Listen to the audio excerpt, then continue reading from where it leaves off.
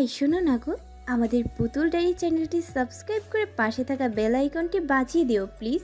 আর গল্পটি ভালো লাগলে অবশ্যই লাইক কমেন্ট করে শেয়ার করে দিও। এতগুলো প্রশ্নের কাছে তৌকির সাহেব আর লিপি দুজনেই বাঘ হারা ব্যক্তি। বাকিরা শুধু অবাকই হতে থাকলেন। আফিফা বললেন, কেন আপনি বাবা হবার সম্পূর্ণ দায়িত্ব পালন করতে পারলেন না? কেন লিপি খালা হয়েও বোনের মেয়েকে আগলে নিতে পারলো না? কেন মেয়েটার শৈশব কৈশোরে একা কাটতে হলো? তবুও নির্বিকার আফিফা এবার কঠিন গলায় রোষাগ্নি কণ্ঠে বলে উঠলেন, আপনারা জবাব দিবেন নাকি আমি সত্যিটা পেশ করব? লিপি মুখ খুলতেই যাবে, আফিফা আরো দ্বিগুণ জোরে গলায় থমকে বললেন, তুমি চুপ থাকবে একদম। তোমার একটা মিথ্যে ছাপাইও শুনতে রাজি নই, শুধু জবাব দাও। এখন সত্যিটা আমি বলছি। বলেই তিনি বললেন সবটা। লীরার মৃত্যু কেন হয়েছে ডায়েরিতে সবটা লেখা আছে, আর তন্ত্রার শৈশব কৈশোরে সবটা কেমন অত্যাচার সহ্য করে কেটেছে সবটা শুনে উপস্থিত সকলে স্তব্ধ হয়ে গেলেন। সবার নজর এখন তৌকির সাহেবের উপর, তিনি নজর ঝুঁকিয়ে রেখেছেন। আফিফার বলতে গিয়েও লজ্জিত হচ্ছিল, কিন্তু ওই যে বেহাইয়া দজ্জাল মহিলা লিপি চোখ মুখ শক্ত করে আছে। একে একে সবটা অনুধাবন করতে পেরে লীরার মামারা খেপে উঠলেন, খেপে গেলেন মামিরাও। বড় মামা বাজখাই স্বরে হুঙ্কার দিয়ে বলে উঠলেন, আফিফার এইসব তুমি কি শোনাচ্ছ আফি? চোখ জোড়া ছলছল করছে। আফিফার বড় ভাই তেড়ে আসতে গেলে তাওরিদ আটকে দিল, বলল, শান্ত হও মামা। ছাড় তাওরিদ, তুই শান্ত হতে বলছিস? এই জানোয়ার লোকটা কত নিকৃষ্ট লোক। আবার সেদিন জোর গলায় শাক দিয়ে মাছ ডেকেছিল। আমাদের বোনের হাল কতটা খারাপ হয়েছিল যে ও সুইসাইড অবধি করেছে। একে তো আমি জেলের ভাত খাবো। তাওরিদ কথা বলল না। আফিফা বললেন, ভাইজান শান্ত হন, উনি আজ আমাদের এসব কিছুই কারণ জানাবে। বলেন ভাইজান, কেন আমার বোনকে আপনি নিজে নিয়ে গিয়েও আগলে রাখতে পারলেন না? কেন তার সঙ্গ দিতে পারলেন না? লিপিকে যদি এতটাই পছন্দ ছিল তবে আমার বোনের কি প্রয়োজন ছিল? তৌকির সাহেব মুখ খুললেন, এবার বললেন, এইসবের কোনো কারণ নেই। পরিস্থিতি কথা বলেছিল, তখন সবটা আপনা আপনি হয়ে গেছিল। লিপি যুবতী মেয়ে ছিল, আমার সান্নিধ্য পেতে চাইতো, আর আমিও আশকারা দিয়েছিলাম। এখানে নিজেদের ইচ্ছা মাফিক সবটা হয়েছিল, কোনো কারণে প্রয়োজন পড়ছিল না। লীরা আত্মসত্তা ক্ষমতা অনেকটাই দেরিতে হয়েছিল। বাবা হবার শোকটাও থাকতাম, কিন্তু বলতে পারতাম না লীরাকে ভালোবাসতাম ওকে। এই অবধি বলতে তাওরিদ পুনরায় তিরস্কারের স্বরে বলা, বাবা হওয়ার শোক? সিরিয়াসলি? আর খালামণিকে ভালোবাসার দাবি অন্তত দিয়েন না আপনি, তাহলে ভালোবাসা শব্দকে অপমান করা হবে। লিপি শুনে বলে উঠলেন, তাওরিদ, তুমি চূড়ান্ত বেয়াদবি করতেছো কিন্তু। তাওরিদ শুনতে রাগান্বিত হয়ে বলল, বেয়াদবি তো কিছুই দেখালাম না এখনো। আমার বউয়ের সাথে অতীতের করা অপকর্মের সম্পূর্ণ হিসেব চাই আমার। জোর গলায় স্বামীর অধিকার দেখিয়ে দিল সে। বাকিরা চাইল তাওরিদের পানে। আফিফা ছেলেকে শান্ত করতে বলেন। শান্ত হ আব্বু। তাওরিদ থামলে তৌকির সাহেব পুনরায় বলেন, ভুল স্বীকার করেছি, ওই সময় আবেগে প্রথম ভুল করেছিলাম। কিন্তু লিপিকে আমি স্ত্রী স্বীকৃতি দিতেই চেয়েছিলাম, কিন্তু লীরা মানতে নারাজ ছিল। লিপিকে বিয়ে করার অনুমতি দেয়নি আর নানানভাবে অশান্তি করত, সেজন্য গায়ে হাত তুলতে বাধ্য হতাম। ছি! তৌকির সাহেব থামতেই আফিফা ভৎসনা করে উঠলেন, পুনরায় বললেন, নিজের অপকর্মেও ঢাকতে নাকি? আমার বোন আপনাকে অন্ধের মতো বিশ্বাস করত, তার আপনি ছাড়া কেউ ছিল না। ওকে আমাদের বাড়িতে কেউ জায়গা দিত না, ও বুঝেছিল। আর সব থেকে বড় কথা, ও আপনাকে ভালোবেসে আপনার হাত ধরে ঘর ছেড়েছিল। সেই ভালোবাসা আপনি কিভাবে পায়ে ঠেলে দ্বিতীয় বিয়ে করতে চান? সতীনের ঘর করা কি এতটাই সহজ মনে করছেন? সেটা আপনাদের মতো পুরুষরা কিভাবে জানবে? আমরা নারীরা তো বুঝি, সতীন মানে বিষ কাটা। বোঝেন তা? না ওগরানো যায় আর না গেলা যায়। আফিফা না পেরে কথাগুলো অপমান সূচক বলেই উঠলেন, এত বড় অপরাধ করে দুজনই কেমন গলাবাজি করছে। লিপি বললেন, দেখেন আপা, সবটাই ব্যক্তিগত জীবনের ঘটনা। সে সময় যেটা মনে হয়েছিল আমরা করেছি, এটা একান্ত আমাদের ব্যক্তিগত ব্যাপার। একে অপরকে ভালোবেসেই কাছাকাছি এসেছিলাম। এখানে আপনারা হস্তক্ষেপ করতে পারেন না। এমন ভাব করছেন যেন জীবনে কোনো পুরুষ দ্বিতীয় বিয়ে করে না। এবার যেন জ্বলন্ত আগুন লিপি নিজের দিকেই টেনে নিলেন। তৌকির সাহেবকে ছেড়ে লিপিকে ধরল সকলে। আফিফা আর ভাবি বলে উঠলেন, বেলজ্জা, বেহায়া মেয়ে ছেলে, আবার বড় মুখে কথা বলছিস? লজ্জা করছি না তোর এগুলো গুরুজনের সামনে বেহায়ার মতো কথা বলতে? তেরে মেরে এলেন বড় ভাবি, একদম সামনে দাঁড়িয়ে বলেন, তুই জবাব দে আগে, কি জন্য ঘর ভাঙলি? লিরার, তুই না আপা আপা করে ফেনা তুলতি মুখে, তো আপার এত সর্বনাশ কেন করলি? তুই ছুকছুক স্বভাব কবে থেকে? তোর ছুকছুক স্বভাব কবে থেকে অন্যর স্বামীর উপর পড়েছিল? এবার বুঝেছি, অতি ভক্তি ছিল চোরের লক্ষণ। লিপি মুখ জোর করে বললেন, কথা ঠিক করে বলেন ভাবি। তোর সাথে আবার কথা কি ঠিক করে বলবো? তোকে তো মুখের কথাতেই খালাস করে দিচ্ছি, মনটা তো চাচ্ছে এইখানেই পুঁতে রাখতে। আপনাদের এখন দরদ কেন উতলে উঠছে? কেন সে সময় মানেননি? আর একটা কথা মনে রাখবেন, লীরা আপনার জন্যই আমাকে নিয়ে যাওয়া হয়েছিল। আমি তৌকিরকে পছন্দ করলেও সেটা চেপেই রেখেছিলাম। আপার জন্য আমাকে নিয়ে গেলে আমার পুনরায় পুরনো আবেগ মাথাচাড়া দিয়ে ওঠে। ভুল মনে হয়নি আমার। আর আপা নিজে আত্মহত্যা করেছে। এখানে আপনারা এসব বলে কি প্রমাণ করতে চাইছেন? এই সমাজে এসব অহরহ হচ্ছে। কত জনেরটা অন্যায় প্রমাণ করার চেষ্টা করবেন। এখানে অন্যায় বলে আপনারা প্রমাণ করতে চাইলেও আমাদের কাছে তা মানানসই নয়। সবার মাথা হেট হয়ে গেল। তাওরিদের রীতিমতো লজ্জায় মাথা নিচু করতে লাগলো। এতগুলো লোকের সামনে, এই দুজনের সামনে নিজেদের করা অপকর্মের সঠিক বলে দাবি করছে। আফিফা আর সহ্য করলেন না, এবার চর বসিয়ে দিলেন লিপির গালে, বলেন, বিয়াদব মেয়ে মানুষের জাত তো তোমার মতোই হয়। তুমি কি নিকৃষ্ট সেটা বলার আর জানার অপেক্ষা রাখে না। আরো একটা চর অন্য গালে বসিয়ে দিয়ে বলেন, তুমি তন্দ্রাকে আপন করতে পারোনি। ছি, একটা ফুটফুটে মেয়েকে অত্যাচার করেছো। তোমাকে তো এখানে দাঁড়িয়ে দেখতেও আমার ঘৃণা লাগছে। অপরালা এই জন্যই তোমাকে মা হবার কোনো স্বাদ গ্রহণ করতে দেয়নি। আমাকে তন্দ্রা মিনতি করে বলেছিল বাবাকে অপমান করবে না, কিন্তু আমার ও কথা রাখতে এখন বিধছে। আমি অবাক হচ্ছি, আপনি এই মেয়ের সাথে কিভাবে সংসার করছেন? আপনি কি জানেন না ও তন্দ্রাকে প্রতিনিয়ত টর্চার করেছে, খিদেতে কষ্ট করেছে, তবু এই মহিলার থেকে খাবার মুখে তুলে দেয়নি। ওকে আটকে রেখে বড় করা হয়েছে। আপনি কি কখনো খোঁজ নেননি? লীরাকে না হয় ফেলে দিলেন, কিন্তু আপনার ওই রস, তাকে কি করে এভাবে অবহেলা করলেন? সবাই চুপ করে শুনে গেল। তৌকির সাহেব লিপির দিকে তাকালেন। তিনি যেন এসব জানেন না তা তো নয়, সবটাই জানা। জীবনে ভুল ছিল পরকীয়া, তাই তো সুখের সংসার পেয়েও নরক সংসার হতে হাতে পেয়েছে। লিপির কথা তন্দ্রা ছোট্ট ছোট্ট স্বরে বলার চেষ্টা করতে, কিন্তু বাবা হয়ে তা প্রথমেই বুঝতে অক্ষম ছিল। পরে বাবার অবহেলা পেয়ে আর বলতো না লিপির কথা। যখন বিষয়টা বুঝে এসেছিল তখন অনেকটা দেরি হয়ে গেছে। তৌকির সাহেব সেসব সাফাই না করে শুধু বললেন, আমি বাবা হিসেবে মেয়ের ভালো মন্দ খোঁজ রাখতে পারিনি। লীরা চলে গেল, আমি নিজেও ভেঙে পড়ি। হুঁশ হলো তখন জীবনের করা বড় পাপের ভুল।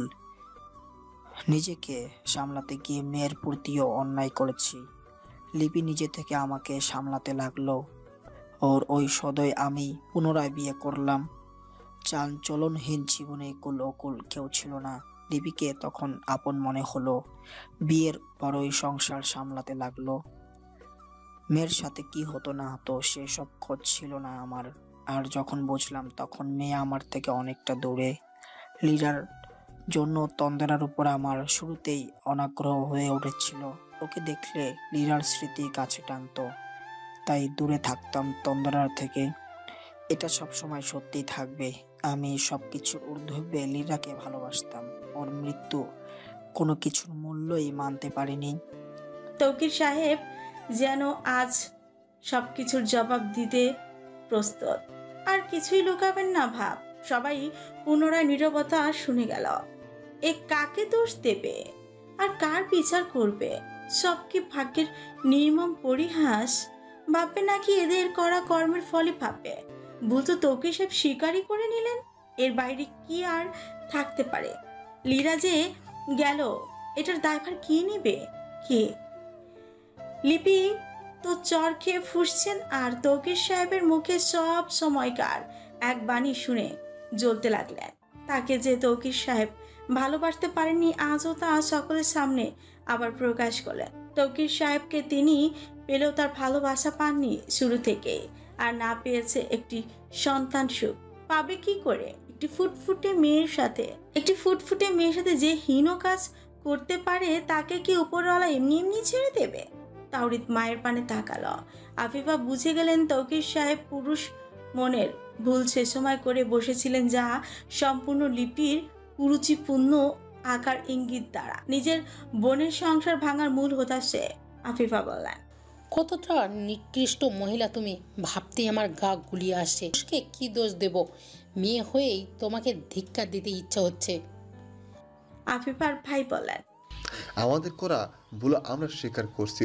জেদকে প্রাধান্য না দিলে আমাদের বোনটা অন্তত আজ জীবিত থাকতো। এখন বুঝতে পারছি ওর যাওয়ার মতো জায়গা ছিল না, বিধায় আত্মহত্যা দিয়েছে। আজ ওর ভরসা একটা স্থান থাকলে ও এই জঘন্য লোকের কাছ থেকে চলে আসতো। বলতে বলতে কান্না করে দিলেন। লীরাকে তিনি ছোট্ট থেকে বড় করেছিলেন আফিফার সাথেই। দুজনকে কখনো দুই করে দেখেননি। লীরার মামা মামিরাও চোখের পানি ফেলতে লাগলেন। আজ এত বড় সত্যের মুখোমুখি হয়ে তৌকির সাহেব নত মস্তিষ্কে বসে। এখানে কারো কোনো অভিযোগ খাটলো না, আর না কোনো শাস্তি। কি কাকে শাস্তি দিবেন? কি পরকীয়ার জন্য কি আর আইনের শাসন চলে? স্বাধীন দেশের নাগরিকের স্বাধীনতা, সেখানে অন্যের কি বিচার করবে? কেউ কোনো কথা বলছে না। সে সময় তাওরিদ কাটকাট কণ্ঠস্বরে বলে, আজকের পর থেকে মেয়ের মুখ দেখার চিন্তা মাথা থেকে মুছে ফেলবেন। আমি যতদিন বেঁচে আছি আমার বউয়ের মুখ আপনি দর্শন করতে পারবেন না, আর না ওকে আপনার মতো পিতার মুখ দর্শন করতে দেব আমি। আপনার স্ত্রীর শাস্তি যদি আপনি না দিতে পারেন, তো পিতার দাবি নিয়ে কখনো আসবেন না। এরপর আপনারা আগামীকালও এ বাড়িতে থাকবেন কি না আপনাদের বিষয়। আপনারা সুখে জীবন পার করতে পারেন। নীরব হুমকি এবং অপমানটা যেন সবাই ধরে নিতে পারলেন। তাওরিদ কথাটা বলে আর দাঁড়ালো না, ঝড়ের বেগে বের হয়ে গেল ঘর থেকে। তাকিয়ে রইলেন সবাই ওর যাবার দিকে। আর কারো মুখে কোনো রা নেই। থাকুক সবার স্বাধীনতা চেতা নিয়ে। দুনিয়ায় করা এই অপকর্মের সাজা না হয় পরকালের জন্যই তোলা থাক। তমসা রজনী ক্ষণের পর স্বচ্ছ প্রত্যুষ। তমসা নিঃশেষ হয়ে স্বচ্ছ এই প্রাতকালের মতোই তন্দ্রার অতীতের তমসাবৃত জীবন নিঃশেষ হয়ে স্বচ্ছ প্রত্যুষ দেখা দিয়েছে। সেই প্রত্যুষের একমাত্র কারণ তাওরিদ। গাঢ় তমসা সরে গিয়ে উদ্ভাসিত সকালের দেখা মিলেছে। শুধু উদ্ভাসিত নয়, এক নয়া রূপে তা ধরা দিয়েছে। নতুন পরিবেশে নতুন জীবন আলোকিত করতে তৎপর অতীত যেন এক দুঃস্বপ্ন। স্মৃতির পাতায় রাখবে কি, নাকি এই শুধুই মরিচিকায় দোদুলমান? সামনে কি হবে না হবে, পিছে কি ফেলে এসেছে, সেসব স্মৃতিগুলো না রাখার হুকুম জারি করেছে তাওরিদ। জানিয়েছে আজ থেকে প্রতিটি ক্ষণ স্মৃতির পাতায় তুলতে দিয়েছে আশ্বাস বাণী। বিভীষিকাময় দিন তো দেবে দুঃখ, সুখ তোমার অপেক্ষমান। তন্দ্রা শুনেছে, অভিভূত হয়ে শুনেছে। নিজেকে সেরকম প্রস্তুত করতে সে তৎপর। সে তৈরি করছে নিজেকে তৃপ্তিময় সুখ যে তার জন্যই অপেক্ষামান। তার নিকট পৌঁছাতে তাকে তৈরি হতে হবে না, গোছাতে হবে তো নিজেকে। তাই সে নিজেকে গুছিয়ে নিতে আফিফার স্বর্ণাপন্ন হয়েছে। গতকাল সদ্য হওয়া শাশুড়ির থেকে জ্ঞান লাভের মাধ্যমে সে নিজেকে গুছিয়ে নিয়েছে। দাদি কমলা সুন্দরী হাতে কলমে ভাজা মাছ উল্টাতে শেখাচ্ছেন আনারি তন্দ্রাকে। তো স্বামীর ঘর করতে হবে আদব কায়দা, জ্ঞানের ভাণ্ডার আজ তাকে পরিমিত দিয়ে দিচ্ছেন শাশুড়ি এবং দাদি শাশুড়ি। সকাল থেকে তন্দ্রাকে নিয়ে বসেছেন দাদি। আফিফা আজ অতিশয় ব্যস্ত। একমাত্র ছেলে যে বিবাহ জীবনে পদার্পণ করেছে, তাকে সংসার গুছিয়ে দিতে হবে না? তার ছেলে বউ যে পেয়েছে আপেক্ষিক ছেলের বউ, ছেলের জন্য তার আনন্দের শেষ নেই। খন্দকার বাড়িতে ওই হুল্লায় ছেয়ে আছে। রাতে হুটহাট হয়ে যাওয়া বিয়েকে কিঞ্চিত লোকজনতা করতেই ছোট্ট আয়োজনে উৎসব করার ব্যবস্থা হয়েছে। ছোটরা মেতেছে নতুন বউ নিয়ে, বড়রা কাজে। আফিফার বাবার বাড়ির সহ সোহানার বাবার বাড়ির সবাইকে দাওয়াত করা হয়েছে। দাদি কমলা সুন্দরী বাবার কুলের লোক কয়টাকে ডাকা হয়েছে। দাদির ভাই ভাতিজারা আসবেন জানিয়েছে। এইসব কিছুর মাঝে তাওরিদের একমাত্র ফুপুই শুধু অনুপস্থিত। তাকে মনে করতে তাওরিদ সকালের নাস্তা সেরে হোয়াটসঅ্যাপে কল দিয়েছে। সরাসরি বউ দেখিয়ে চমকে দেবে ফুপু এবং কাজিনদের। কল করে কথা বলতে বলতে তন্ত্র ঘরে ঢুকলো তাওরিদ। সেখানে উপস্থিত দাদি সহ কাজিনরা। দাদি মেয়ের কণ্ঠ পেয়ে বলে উঠলেন, কেডারে আমার তাহেরা নাকি? ফোনের ওপাশ থেকে স্বর এলো, হ্যাঁ আম্মা, কেমন আছো তুমি? আলহামদুলিল্লাহ, আমি ভালো আছি। তোরা সবাই ভালো আছোস তো? তাওরিদ কাছে গিয়ে দাদির সামনে ফোন ধরলো। ততক্ষণে দাদি আবেগে আপ্লুত হয়ে প্রতিউত্তর করলেন, হ্যাঁ সবাই ভালো আছি। কি করছো তুমি? বসে আছি নাত বউয়ের লগে। নাত বউ? ও তোরে তো। আর বলতে পারলেন না দাদি। তাওরিদ ফোন তুলে নিয়ে বলল, চোখ বন্ধ করো ফুপি, তোমাকে একটা সারপ্রাইজ দেব। তাওরিমা প্রকুচকে যান, বলেন, দুষ্টু ছেলে, কি সারপ্রাইজ দিবি আমায়? আহ, করোই তো চোখ বন্ধ। তাওরিমা কৌতূহলে চোখ বন্ধ করলেন। তাওরিদ ইচ্ছে হেসে ফোন নিয়ে তন্দ্রা যে পাশে বসে সেই পাশে গিয়ে ঠাস করে বসল। তন্দ্রার শরীর ঘেঁষে তন্দ্রা কিঞ্চিত প্রথমে চমকালেও নিজেকে সামলে নিল। পাশ ফিরে ফ্রুকুচকে তাকাতে তাওরিদ চোখের ইশারায় চুপ থাকতে বলে, ফুপুকে বলল, নাও ওপেন ইওর আইস ফুপি। তাহরিমা চোখ খুলতে একটি অপরিচিত মুখ দেখতে পেলেন। জড়সড় হয়ে বসে আছে কোলের উপর, হাত দিয়ে মাথা নিচু করে। মাথায় হলুদ জামদানি সিল্ক শাড়ির আঁচল। কিছুক্ষণ সুন্দর বদন স্মৃতি দেখে বলে উঠলেন, তুই বিয়ে করেছিস রিদ? তাওরিদ উষ্ঠ এলিয়ে হাসল, মাথা জাকি হ্যাঁ উত্তর বোঝালো। তন্দ্রা কেন যেন লজ্জা করছে। তাওরিদ বলল, বলো বৌমা কেমন হয়েছে? দুষ্টু ছেলে, কান মলা দিতে পারলাম না, না বলে বিয়ে করে নিলি? বলেই মায়ের উদ্দেশ্যে চিচিয়ে বললেন, আম্মা তুমিও জানাওনি। দাদি কিছু বলতে নেবে তাওরিদ বলল, জানাতাম ফুপি, but situation was not favourable. এরপর শর্টকাটে সবটা বলো। তাহরিমা বুঝে নিয়ে বলেন, সর দুষ্টু ছেলে, তোর সাথে এখন আর বক বক করছি না, দে নতুন মায়ের কাছে দে। বাহ, এখন আমি পর। সবাই হেসে উঠল।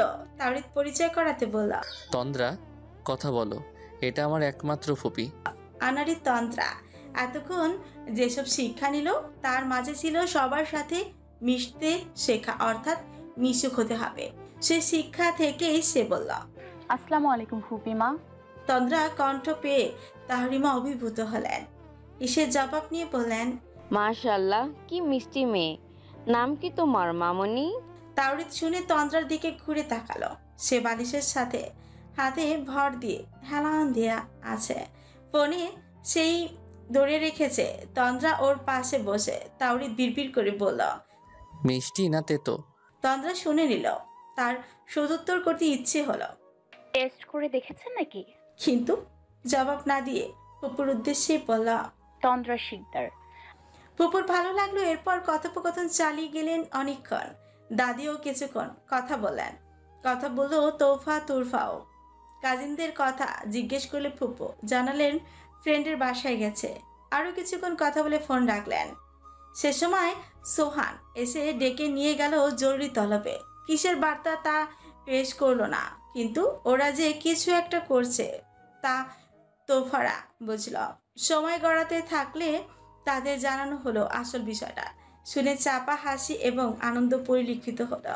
তৌকির সাহেব এবং লিপি সকালেই চলে যেতে চেয়েছিলেন, কিন্তু তশরিফুল খন্দকার আটকে দিয়েছেন। জানিয়েছেন আজকে দিনটা থেকে যেতে। যতই হোক ছেলে বউয়ের অভিভাবক। আফিফাও আটকে দিয়ে বলেছেন, জীবনে তো মেয়ের দায়িত্ব পালন করেননি, এই শুভ দিনে না হয় থেকে কন্যাদানটা করেই যান। তৌকির সাহেব আর কথা বলতে পারেননি। আবারও যে দায়িত্বহীন এবং জ্ঞানহীনের পরিচয় দিয়েছে সবার কাছে, তা আফিফা সদুত্তরে বুঝিয়ে দিয়েছেন।